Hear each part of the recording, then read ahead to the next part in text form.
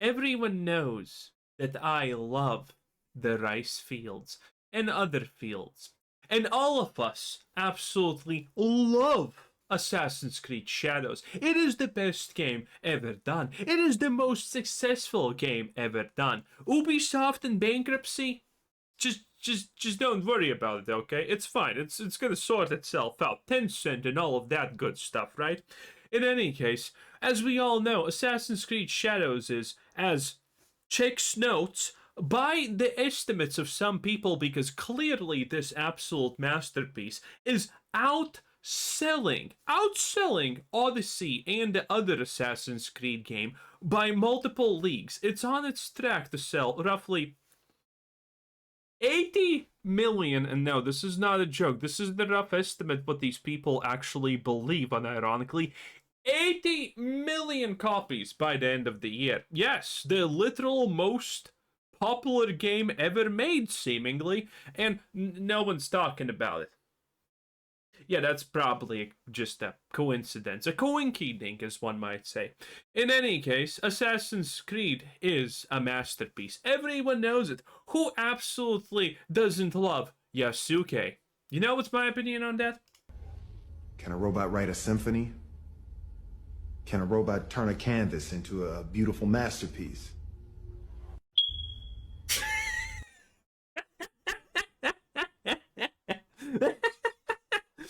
Beautiful, absolutely beautiful. Poetry in a single sound. Oh, right, this don't worry about this one too much. Anyway, George Floyd the Simulator was obviously a complete work of its own right, okay? They literally took this dude and then decided, you know what's gonna be a good idea? Let's make this dude just brutally slaughter the native Japanese. Let's rewrite their history and, well, do other things. Japanese culture, let's mix in a little bit of Chinese for that dollar bill, right? Chinese architecture, yeah, that's Japanese enough. Let's do that. The controversies surrounding this absolute slop fiesta are never-ending, beautiful, and they make me sleep so good at night, I'm not gonna lie. But here's the important one. Here's the actual, truly important one. Did you know, and no, this is not a pirate software reference once in my life, but we can open up Paint if we really want to feel him in our hearts. But no. You probably, while I was yapping endlessly and uselessly, already read this. Scoop, Ubisoft cancels a post-Civil War Assassin's Creed last year. Now granted, maybe this...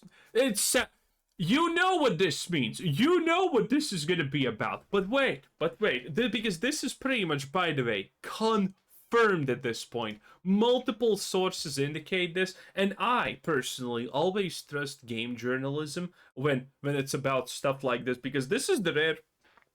Pretty much only, not just rare. The only time that these people do not lie from both ends of their orifices. In any case, in July of last year, a word began to trickle through Ubisoft, and an ambitious new installment of the company's top franchise. Well, calling Assassin's Creed. I'll just continue. A top franchise, Assassin's Creed, has been cancelled. Oh no! Heavens to Betsy! I wonder what they cancelled. The new game would have brought the history-spanning series to one of its most modern settings. Ooh, exciting! The American Civil War. Maybe it's not bad. Maybe salvageable. And Moreso? Is that how you pronounce it? Morso? Wasn't there supposed to be... I mean, again, my media literacy is maybe not high enough to understand this, but it is what it is.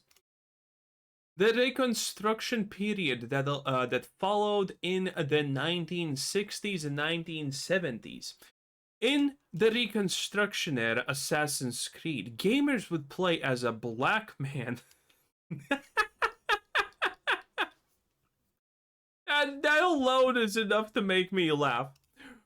Who had been formerly enslaved, oh man, in the South and moved west to start a new life.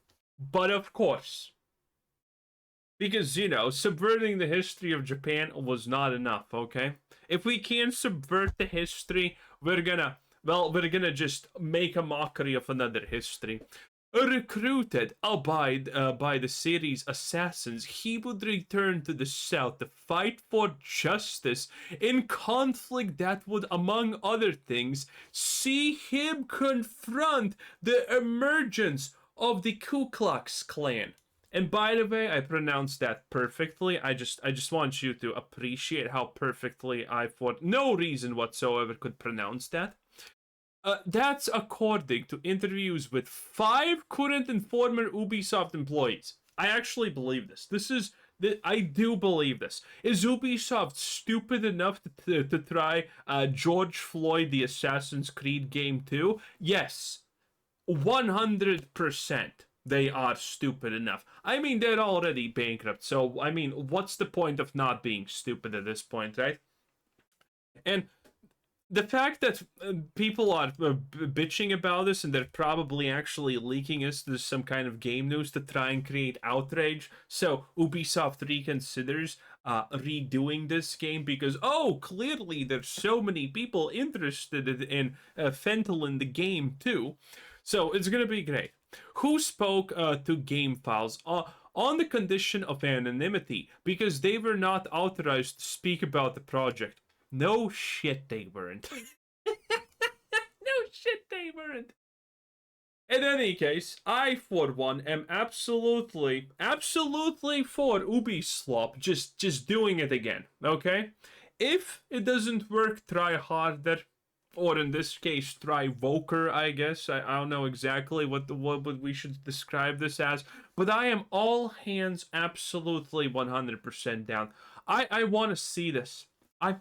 I want to experience the next era, okay? I want my gay twink relationship simulator, okay?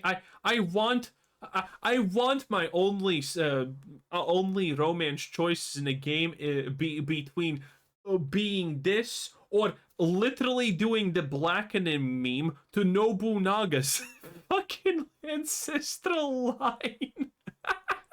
They actually did, by the way. If you don't know, your alternative only non-gay option in this game was to impregnate Nobunaga's bloodline.